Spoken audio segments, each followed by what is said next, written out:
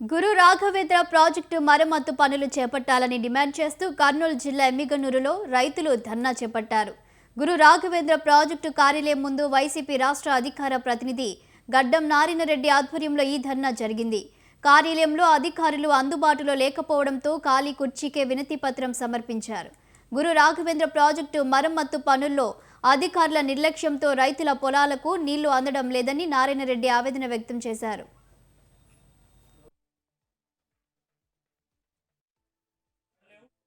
గురు Raghavendra project నుంచి రిపేర్లు చేయకుండా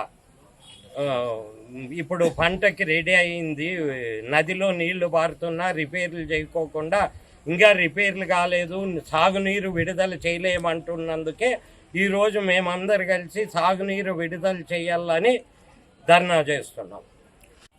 గురు రాఘవేంద్ర ప్రాజెక్టు రిపేర్లు వెంటనే చేయాలి, లేకపోతే రైతుల ఆగ్రహం చవిచూస్తారు అధికారులను వెంటనే సస్పెండ్ చేసి కలెక్టర్ గారు యాక్షన్ తీసుకోవాలి. గురు రాఘవేంద్ర ప్రాజెక్టు స్టార్ట్ కాకపోతే 15 రోజుల లోపల తర్వాత జరిగే పరిమాణాలకంతా జీఆర్పీ అధికారులే బాధ్యులు, ఏ రైతు కాదు. దీని మీద కలెక్టర్ ఆఫీస్